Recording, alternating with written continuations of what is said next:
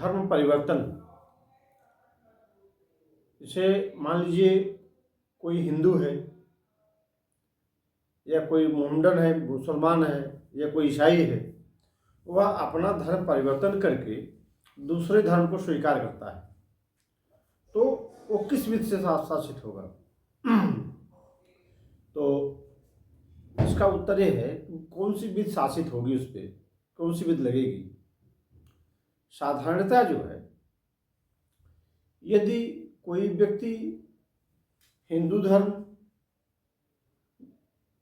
अस्वीकार करता है, हिंदू धर्म छोड़ के मुसलमान धर्म स्वीकार करता है, तो उस पर जो है वो मुसलमान विधि से शासित होगा। और यदि ईसाई बन जाता है तो ईसाई धर्म जो उसका उससे शासित होगा। यानी जो धर्म आदमी स्वीकार कर लेता है वह उसी धर्म का अनुयायी हो जाता है और उसी धर्म के अनुसार उसका जो है उस पर वो शासित होता है, कानून लगता है उसको।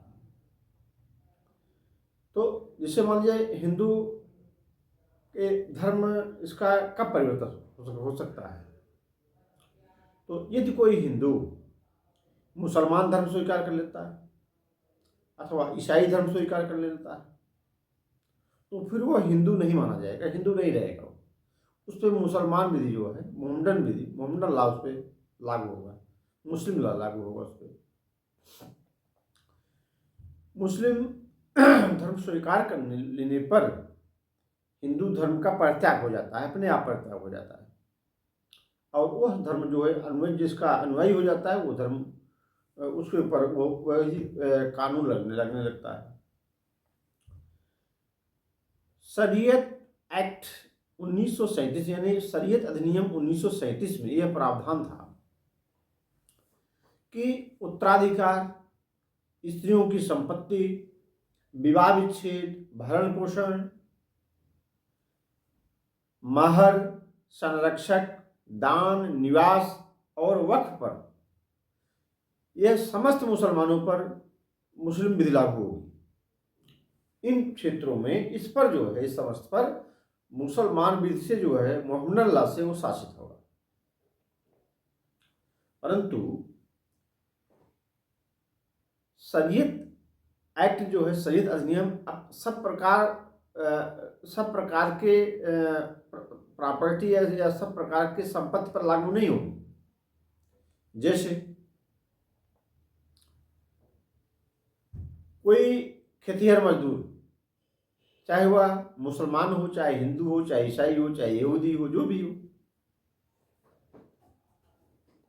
यदि कुटुंब की संयुक्त संपत्ति है, अब मान लीजिए आदमी मुसलमान है और संपत्ति जो है संयुक्त संपत्ति यानी परिवार की संपत्ति कोई है, उसका बंटवारा होना है, अथवा कोई मुसलमान मान लीजिए मर जाता है, अपनी प्रॉपर्टी छोड़ के कोई मुसलमान या असामी भूमिधर जो संपत्ति धारक है, किसी की मान लीजिए मृत्यु हो जाती है, तो क्या उस पर मुस्लिम विधि लागू होगी? मुसलमान परिवार क्या मुस्लिम विधि लागू होगी? नहीं। इस जगह पर मुसलमान विधि, मुस्लिम विधि, मोहम्मडन लॉ लागू नहीं होगा। इस प्रॉपर्टी पे जो है पहले जो है तो लागू होती थी उत्तर प्रदेश जमींदारी विनाश एवं भूमि व्यवस्था अधिनियम 1950 की धारा 171 लागू होती थी कि कोई भूमिधर या आसामी मर जाता है तो उस पर कौन सी लागू होगी? तो ये लागू होगी। अच्छा, ये उत्तर प्रदेश का है, उत्तर प्रदेश का है, उत्तर प्रदेश जमींदारी एवं भूमि व्यवस्था में उत्तर प्रदेश भर में क्या लागू होगी?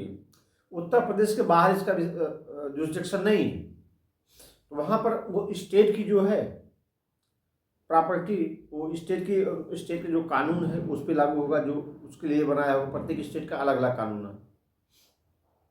लेकिन जो हिंदू विधि है या जो मोहम्मडन विधि है, यानी मुस्लिम विधि है, यह पूरे भारत में लागू होगी। परंतु प्रॉपर्टी के मामले में, संपत्ति के मामले में वो हिंदू विधि से शासित होगा। यानी उत्तर प्रदेश में है तो उत्तर प्रदेश जमींदारी विनाश एवं भूमि व्यवस्था अधिनियम 1950 की धारा 171, लेकिन अब जो है उसके स्थान पे यूपी रेवेन्यू कोड 2006 आ गया है, यानी उत्तर प्रदेश राजस्व संहिता 2006 आ गई है। अब ये इसके साथ इनके इस पर गवर्नर होगा ये प्रॉपर्टी, उसका विभाजन उत्तराधिकार के मामले में। तो यदि कोई व्यक्ति ईसाई धर्म का, मुसलमान धर्म का, हिंदू धर्म का, तो उस पर जो है उत्तराधिकार के मामले में वो विधि जो है हिंदू विधि से ही शासित होगा, यानी हिंदू विधि मतलब जो एक्ट बना है उससे गवर्न होगा। वो एक्ट कौन बना है? पहले यूपी जनरल एक्ट था, अब जो है यूपी रेवेन्यू कोड 2006 हो गया, अब उससे गवर्न होगा। यहाँ मुस्लिम में वैयक्तिक विधि कुछ भी रही हो, लेकिन जहाँ प्रॉपर्टी के मामले में आ जाएगा, जहाँ भरण पोषण के मामले में आ जाएगा। अब मुसलमानों में था कि भरण पोषण जो है कोई भी व्यक्ति अपनी पत्नी को तलाक दे सकता, 3 तलाक का तलाक हो गया, लेकिन अब स्थितियां बदल गई, अब संशोधन हो गया। अब तलाक देने से कोई नहीं तलाक किसी को हो जाएगा, वो अवैध है, वो हो ही नहीं सकता, शून्य है। अब तो जो तलाक देने की प्रक्रिया है हिंदू विधि में जो शासित है, अब उसी अनुसार तलाक हो सकता है, चाहे मोमडन हो चाहे जो धर्म। जो तलाक देने की प्रक्रिया है, जो एक्ट है, उसके अनुसार गवर्न होगा। भरण पोषण 125 सीआरपीसी अपने किताब उसके अनुसार गवर्न होगी। भरण पोषण जो है पहले मुस्लिम विधि में था, केवल इद्दत की अवधि तक ही भरण पोषण दिया जाएगा, यानी 3 चंद्रमास। 3 चंद्रमास मतलब चंद्रमा जो उगता है उसको चंद्रमास कहते हैं। यानी अपने यहाँ हिंदू धर्म में उजाला पाठ यानी उजाला पक्ष यानी शुक्ल पक्ष को जो है चंद्रमास कहा जाता है। अब जब 3 चंद्रमास अर्थात 3 महीने उसके इद्दत की अवधि होती है, 3 माह तक उसको भरण पोषण देगा। मोहम्मदन कोई है, अपनी पत्नी तलाक होता है, डाइवोर्स होता है, विवाह विच्छेद होता है, इसके इद्दत की अवधि के समाप्त होने के बाद वो मुक्त है, दोनों लोग मुक्त है। लेकिन क्योंकि जो कानून आ गया है, जो एक्ट आया सीआरपीसी और भारतीय नागरिक सुरक्षा संहिता सब पर लागू हो, चाहे हिंदू हो, चाहे मुसलमान हो, चाहे सिख हो, चाहे ईसाई हो, चाहे यहूदी हो, जो भारतवर्ष में है एक कानून सब पे लागू होगी। तो जो है शरीयत एक्ट फिर यहाँ लागू नहीं होगा, मुस्लिम या हिंदू के वैयक्तिक विधि लागू नहीं होगी।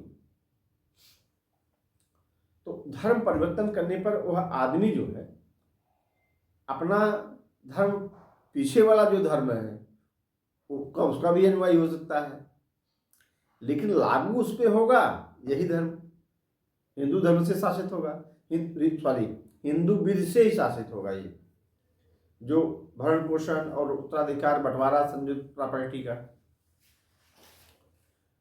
हम अध्याय 4 में प्रवेश करते हैं, हिंदू विधि के अध्याय 4 में। यहाँ है विवाह के संप्रत्यय और विवाह विच्छेद के सिद्धांत।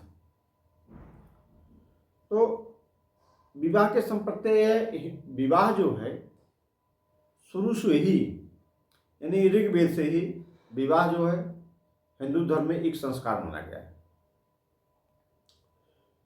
मुस्लिम धर्म में विवाह जो है एक अनुबंध है, एक एग्रीमेंट। ऋग्वेद में सतपथ ब्राह्मण के अनुसार पत्नी पति की अर्धांगिनी मानी जाती है, पुरुष अपूर्ण है, जब वह विवाह कर लेता है तब वह पूर्णता को प्राप्त करता है। महाभारत के आदि पर्व के पेज 46 पर लिखा है कि जो व्यक्ति अपनी पत्नी का आदर करता है वह समृद्धि देवी की पूजा करता है, ऐसा कहा जाता है। पत्नी पति की आत्मा होती है, ये रामायण में। तो विवाह जो है हिंदू धर्म में विवाह करना अनिवार्य है, क्योंकि विवाह बिना किए कोई व्यक्ति पूर्णता को प्राप्त नहीं होता है। तो विवाह संस्कार है। तो सांसारिक विवाह में विवाह विच्छेद का कोई स्थान नहीं है। यानी विवाह हमको संस्कार मानते हैं, हिंदू धर्म में विवाह एक संस्कार है, अनुबंध नहीं है। इसमें विवाह विच्छेद का कोई स्थान है ही नहीं। फिर भी कुछ जटिल परिस्थितियों में इसमें अपने धर्मशास्त्र ऋग्वेद में कुछ जटिल परिस्थितियों में जो है विवाह विच्छेद 5 परिस्थितियों में कर सकता था। नंबर 1, पति के लापता होने पर।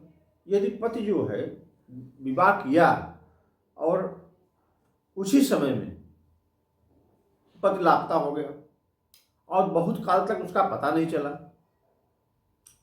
तो इन परिस्थिति में वह आदमी विवाह विच्छेद करके दूसरा विवाह अपना कर सकता था। पत्नी दूसरा विवाह कर सकती थी। नंबर 2, पति के मृत्यु हो जाने पे।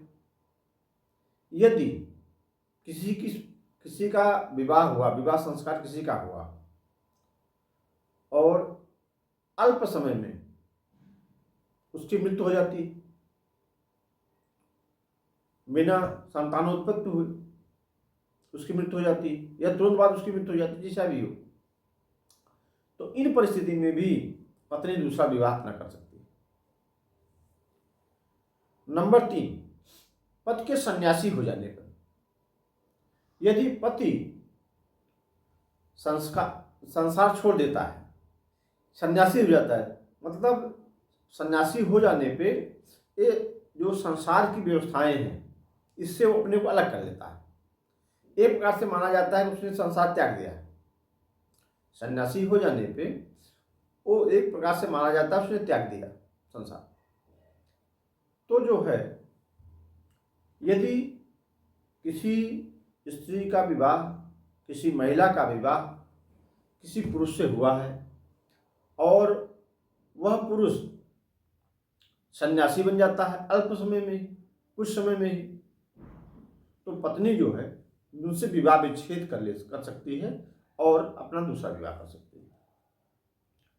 नेक्स्ट जो है पति के नपुंसक होने पर। यदि विवाह करने के बाद, विवाह संस्कार हो जाने के बाद ये पता लगता है कि पति नपुंसक है, तो भी जो है पत्नी जो है विवाह विच्छेद कर सकती है, अपना डाइवोर्स कर सकती है और दूसरा विवाह अपना कर सकती है। नंबर 4, जातच्युत हो जाने पर। यानी धर्म जो है, अपना धर्म जो है, जो इस धर्म में रहता है उस धर्म को अस्वीकार कर, उस धर्म को त्याग कर दूसरा धर्म स्वीकार कर लिया, तो वो जात से अपने च्युत हो गया, जात से अपने हट गया, जात से अपने विलग हो गया है। तो जिस व्यक्ति से, मान लीजिए कोई हिंदू लड़की किसी हिंदू लड़के से विवाह अपना करती और विवाह करने के बाद पता लगता, विवाह करने के कुछ समय बाद, अल्प समय में वह जो है दूसरा धर्म स्वीकार कर लेता है, अपने जात से बहिष्कृत कर दिया जाता है। फिर तो इन परिस्थितियों में भी एक महिला, एक स्त्री, एक लड़की अपना विवाह विच्छेद करके अपना दूसरा विवाह कर सकती है। तो अब हिंदू विवाह अधिनियम 1955 के पारित हो जाने पर, ये सब परिस्थितियां तो थी 1955 के पहले की। अब 1955 हिंदू विवाह अधिनियम 1955 के पारित हो जाने के बाद तो अब कुछ संशोधन हो गया है, कुछ परिस्थितियां चेंज हो गई हैं। अब हिंदू विवाह अधिनियम 1955 की धारा 5 में जो है शर्तों का वर्णन, विवाह की शर्तों का वर्णन है, विवाह की क्या शर्तें होनी चाहिए। और इसके 5 सब क्लास 2 में विवाह के लिए सम्मति और असमर्थता का वर्णन किया गया है।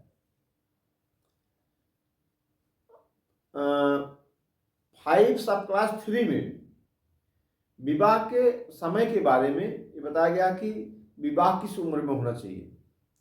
तो हिंदू विवाह अधिनियम 1955 की धारा 5 सब क्लास 3 में यह प्रावधान है कि विवाह करते समय लड़की की उम्र 18 वर्ष से कम नहीं होनी चाहिए और लड़के की उम्र जो है 21 वर्ष से कम नहीं होनी चाहिए। यह शारदा संशोधन अधिनियम 1978 द्वारा संशोधित किया गया है, पहले ऐसा नहीं था, पहले उम्र और कम थी। तो अब हम इसके बाद भी तमाम अमेंडमेंट हुए हैं, तमाम संशोधन हुए हैं। अब विवाह हम इसकी चर्चा आगे करेंगे कि हिंदू धर्म में जो है विवाह के लिए क्या आवश्यक शर्तें हैं, कि किससे विवाह किया जा सकता है, किससे नहीं किया जा सकता है। उसमें है अपने कुल, अपना खानदान, अपना सपिंड, यानी सपिंड जो है, सपिंड में शादी नहीं हो सकती। तो इसकी चर्चा जो है हम कल करेंगे। अब आज का सेशन इतना ही तक समाप्त करते हैं इसी पर। लेकिन यदि इस बारे में कोई कमेंट, कोई शंका, कोई समाधान यदि किसी भाई को हो तो वो कमेंट से पूछ सकता है और मैं पूरी कोशिश करूँगा उसको संतुष्ट करने की, उसकी बात का उत्तर देने के लिए पूरी कोशिश करूँगा।